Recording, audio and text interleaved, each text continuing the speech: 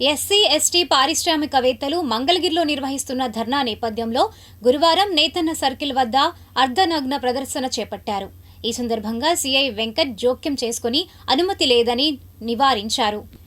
ఈ సందర్భంగా తమ సబ్సిడీలు విడుదల చేయాలని ప్రభుత్వాన్ని కోరారు. వారితో పాటు సీఐ వెంకట్ కూడా మీడియాతో మాట్లాడారు. నమస్కారాలండి. గత 16 రోజుల నుంచి ఆంధ్రప్రదేశ్లో ఉన్న ఎస్సీ ఎస్టీ పారిశ్రామికవేత్తలందరూ కూడా ఇక్కడికి వచ్చి ధర్నా చేస్తున్నా కూడా ఇప్పటికి కూడా ప్రభుత్వం నుండి ఎటువంటి స్పందన లేదండి.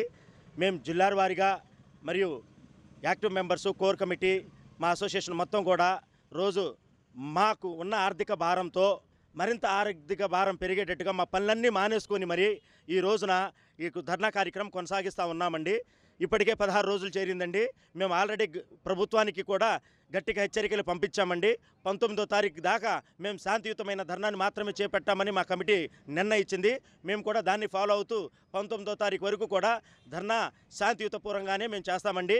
20వ తారీఖున రాష్ట్ర వ్యాప్తంగా రాష్ట్రంలో ఉన్న ప్రతి శ్రామికవేత్త, ఎస్సీ ఎస్టీకి చెందిన ప్రతి శ్రామికవేత్త, రాష్ట్రంలో ఉన్న ప్రతి శ్రామికవేత్త 20వ తారీఖున ఉదయం 8 గంటలకు ఇక్కడే చేరుకొని ఇక్కడి నుంచి సెక్రటేరియా, అలాగే ఉన్నతాధికారులు ఉన్న ఆఫీసులు, మరి డిఎస్సీ ఆఫీసులు అన్నీ కూడా ముట్టడి చేస్తామని ప్రభుత్వానికి హెచ్చరిస్తున్నామండి. 19వ తారీఖు లోపే మాకు స్పష్టమైన హామీని ఇచ్చి మా బతుకులో వెలుగులు నింపాలని ప్రభుత్వానికి కోరుతున్నాం sir. Thank you very much. అందరికీ కూడా నమస్కారాలు. నా పేరు రామ్మూర్తి నాయకు. నేను ఎస్సీ ఎస్టీ ఎంటర్ప్రైనర్ అసోసియేషన్లో నేను వైస్ ప్రెసిడెంట్గా పనిచేస్తున్నాను.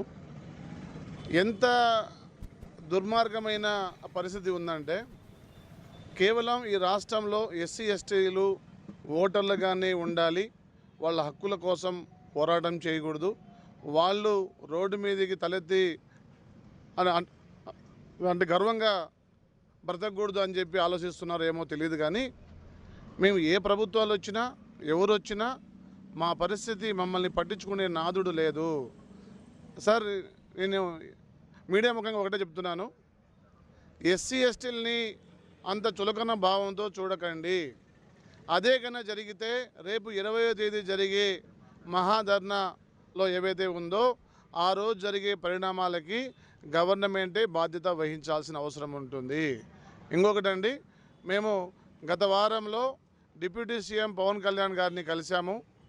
మేము పైన వాళ్ళతో మాట్లాడి న్యాయం చేస్తామని చెప్పారు. ఒక పూట టిఫిన్ పెట్టించారు, మధ్యాహ్నం కూడా మళ్ళీ భోజనం కూడా అరేంజ్ చేశారు. ఆయన మాటకు గౌరవించి మేము శాంతియుతంగానే ఇక్కడ ధర్నా కార్యక్రమం చేస్తున్నాం. ఆయన కూడా ముంబైకి వెళ్ళారు శస్త్రచికిత్స కోసం. ఆ చికిత్స అయిపోయింది. నాకు తెలిసి ఇక్కడ గౌరవ డిప్యూటీ సీఎం గారు రేపు వస్తారనుకుంటున్నాను. రేపు వచ్చిన తర్వాత ఆయన ఆధ్వర్యంలోనైనా మాకు న్యాయం జరిగినట్టయితే మేము సంతోషిస్తాము.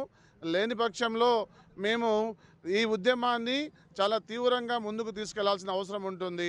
దయచేసి పవన్ కళ్యాణ్ గారు మీరైనా ఇప్పటి నుంచి ఇక్కడ ఇలా మంగళగిరి రూరల్ పరిధిలో నేతన్న సర్కిల్ సమీపంలో ఈ ఎన్ఆర్ఐ హాస్పిటల్ పక్కన ఉన్నటువంటి ఖాళీ ప్రదేశంలో ఈ ఎంఎస్ఎంఈ ఏదైతే సూక్ష్మ మరియు మధ్యతరగతి ఇండస్ట్రియల్ స్కేల్ సంబంధించి ఏదైతే వాళ్ళు ఉన్నారో వాళ్ళ వాహనాల సబ్సిడీ సంబంధించి నిధుల కేటాయింపు విషయమై గత కొన్ని సంవత్సరాల నుంచి ఉన్నటువంటి బకాయిలు విడుదల చేయాలని చెప్పేసి వాళ్ళు నిరసన వ్యక్తం చేయడం జరుగుతుంది. సో నిరసనలో భాగంగా శాంతియుతంగా చేపట్టామని చెప్పే ఉద్దేశంతో వాళ్ళు చేరారు. శాంతియుతంగా ప్రజలు కూడా వాళ్ళ మనోభావాలు వ్యక్తపరిచే హక్కు ఉంది కాబట్టి మనం వారికి కూడా తెలియపరుస్తూ వస్తున్నాం. కానీ పబ్లిక్ ప్లేస్లో ఎవరైనా సరే చట్ట ప్రకారం ముందస్తు అనుమతి లేకుండా పోలీస్ 30 యాక్ట్ అమల్లో ఉన్నప్పుడు మరియు ప్రజా జీవనానికి ఎలాంటి భంగం కలగకుండా మరియు పబ్లిక్ ప్లేస్లో ఏదైనా సంఘటన చేసి ఖచ్చితంగా పర్మిషన్ తీసుకోవాలి. కానీ వీళ్ళు ఎలాంటి ముందస్తు పర్మిషన్ లేకుండా సుమారు ఒక 40-50 మెంబర్స్ నేత సర్కిల్లోకి వచ్చేసి బట్టలు తీసి నిరసన వ్యక్తం చేసే కార్యక్రమం తలపెట్టారు. సో ఇది ఏమంటే మీకు ముందస్తు పర్మిషన్ లేదు కదా అని చెప్పి వాళ్ళకి తెలియపరిచాం. దయచేసి ఇలాంటి పనులు అనుమతి లేకుండా చేయడం విరుద్ధమని. ఎందుకంటే మన పోలీస్ 38 అమలు ఉన్నప్పుడు సభలు, సమావేశాలు, ర్యాలీలు ఎలాంటి కార్యక్రమం సరే ముందస్తు మా గౌరవ డిఎస్పీ సార్ గారు పర్మిషన్ తీసుకున్న తర్వాత లేదా పై ఆఫీస్ పర్మిషన్ తీసుకున్న తర్వాత నిర్వహించాలి. మరీ ముఖ్యంగా పబ్లిక్ ప్రదేశ్లోకి వస్తున్నాడు, గుంపుగా వస్తున్నారంటేనే ముందస్తు పర్మిషన్ ఉండాలి. అదర్వైజు చట్ట ప్రకారం ఖచ్చితంగా అదుపులో తీసుకొని అరెస్ట్ చేయబడుతుంది. సో చట్ట ప్రకారం ఎవరైనా సరే చట్టవిరుద్ధంగా బిహేవ్ చేస్తే వాళ్ళని లీగల్గానే ఖచ్చితంగా పెనలైజ్ చేస్తాం. వాళ్ళని ఖచ్చితంగా కేసులు నమోదు చేసి అరెస్ట్ చేయడం జరుగుతుంది.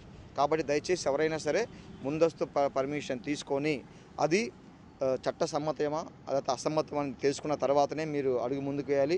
దయచేసి ఎన్నో సంవత్సరం నుంచి ఉన్నటువంటి ఈ యొక్క సమస్యని ఈరోజే అవ్వాలని చెప్పేసి ఎవరో రెచ్చగొట్టిన దాంట్లోనో ఎవరో ప్రేరేపించిన దాంట్లోనో అనవసరంగా ప్రలోభాలకు లోనయ్యి అనవసరంగా మీ బంగారు భవిష్యత్తు అనవసరంగా మీ జీవితాలు పాడు చేసుకోవద్దని, రోడ్ల మీదకి వచ్చేసి అనవసరంగా మీ యొక్క కెరీర్ని చేసుకోవద్దని, మరియు ముఖ్యంగా సాధారణ ప్రజా పౌరుల యొక్క జీవనానికి భంగం కలిగించిన వాళ్ళు అవరాదని మనస్ఫూర్తిగా తెలియజేసుకుంటూ దయచేసి ఇలాంటి కార్యక్రమాలు చేయొద్దని మనం చేసుకుంటాం.